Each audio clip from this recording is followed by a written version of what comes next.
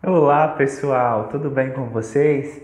Espero que vocês estejam todos bem. Eu já estou aqui pronto para mais uma videoaula. Nesta semana que nós vamos finalizar alguns conteúdos para começar então posteriormente na próxima semana o módulo 4 dos nossos livros. Vamos lá? Pega então aí o livro do módulo 3 de vocês, localizem a página 235 que a gente vai finalizar hoje o assunto de ciências.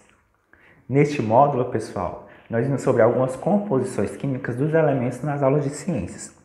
Vimos como é que a gente faz a mistura de alguns elementos, como é que pode ser classificado essas misturas, como é que a gente consegue, então, fazer essa mistura com alguns elementos e outros que não podem ser misturados, como podem também depois fazer disso, separar esses elementos e os que não podem ser separados. Eu pedi também que vocês fizessem uma experiência em casa e acredito que todos tenham feito. Ainda estou esperando os vídeos de vocês ou as fotos dos relatos da experiência sobre como é que vocês observaram a mistura ou o filtro da experiência que eu pedi para vocês fazerem. Que inclusive essa experiência está no livro de vocês, explicando direitinho sobre como é que acontece. Pessoal, a gente está finalizando então esse conteúdo do módulo 3 de Ciências, onde a gente falou sobre essa classificações das misturas e dos componentes químicos de alguns elementos. Vamos lá então para a página 236, onde nós vamos estar fazendo uma breve revisão dos conteúdos estudados neste módulo de ciência. Vamos lá? Página 236. Diz assim, o que eu estudei? A gente viu que as misturas, elas estão presentes no nosso cotidiano. Dia e hora, nós estamos misturando alguma coisa. Seja para alimentação, seja para estar produzindo algo na nossa cozinha. Então, os adultos, os nossos pais, eles têm esse hábito de estar misturando as coisas. E algumas coisas, depois de misturada, elas têm as técnicas de separação. Outras não conseguem ser separadas de jeito nenhum. Vamos lá dar uma olhada? Geralmente as misturas elas são formadas por dois ou mais elementos químicos, dentro dessas misturas. Como por exemplo, vamos pensar aqui num suco. Um suco de maracujá, a gente tem mistura com três elementos. A gente tem a água, a gente tem o açúcar e a gente tem a polpa do maracujá, que é a fruta, Esses componentes eles podem ser sólidos, líquidos ou gasosos, como eu já tinha falado antes. E aí nós vamos ter essa classificação dessas misturas, que são as misturas homogêneas. O que são as misturas homogêneas? São as misturas que conseguem fazer uma acoplagem uma com a outra. A gente não consegue enxergar os componentes dentro dessa mistura, porque ela torna-se um só. Por exemplo, quando você faz o suco de maracujá, que você coloca o açúcar, você não consegue visualizar mais o açúcar e nem consegue mais separar o açúcar dele. Porque o açúcar, ele se acopla, ao que foi misturado, à água ou ao suco de maracujá. Então, você não vê e nem consegue mais separar esse componente.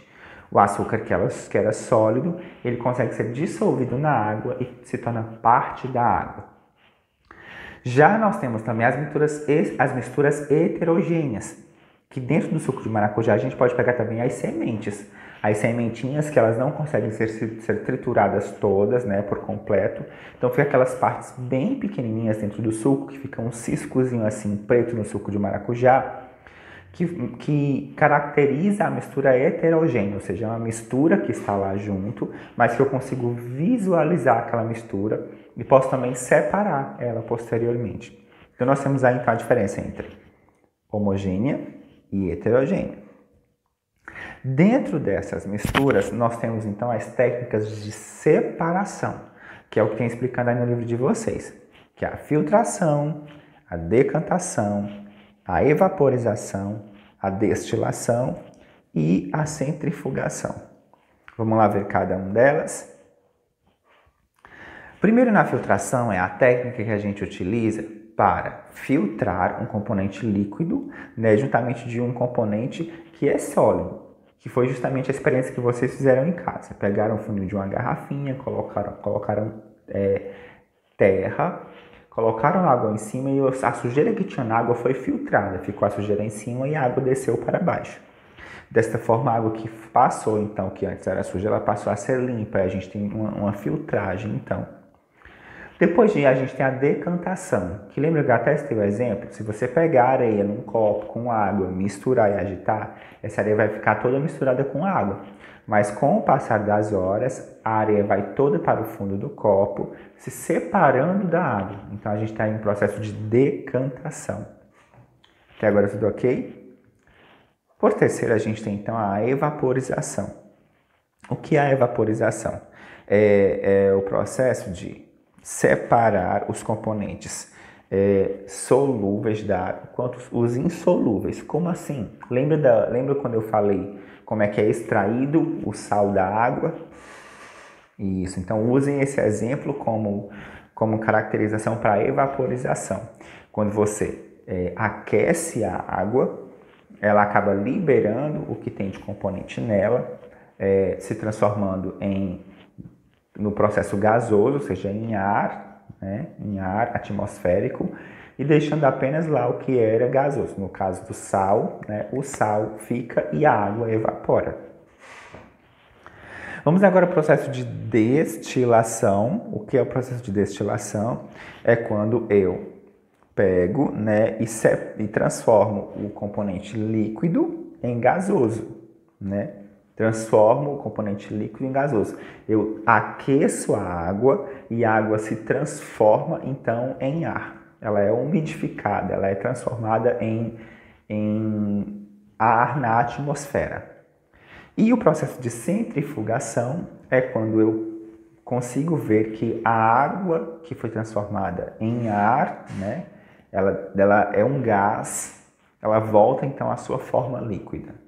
E eu já expliquei, por exemplo, na aula passada, quando você coloca a água bem gelada num copo de alumínio ou num copo de vidro, isso é normal, que você deixa ele lá, aos poucos a água, aquela temperatura gelada vai fazer com que o gás que esteja ao nosso redor, né, se transforme em líquido novamente e ficam as gotinhas de água fora do copo.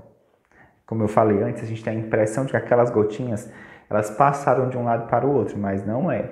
Aquelas gotinhas foram o gás atmosférico que foi transformado em líquido novamente. Ok, pessoal? Bom, para finalizar então essa revisão, eu vou deixar aí a atividade de revisão para vocês, da página 238 até a 240, onde a gente finaliza o conteúdo de ciências e já fica resguardado para as próximas aulas na semana que vem, tá bom, gente? Qualquer dúvida, falem comigo. Se ainda tem dúvida desses conteúdos, vocês podem também estar dando uma olhada nas aulas passadas, que ainda estão todas lá salvas no YouTube, e tirando as suas dúvidas, tá bom? Lembrem-se que logo, logo a gente vai ter avaliação, tá bom? Um beijo, gente. Tchau, tchau e até a próxima.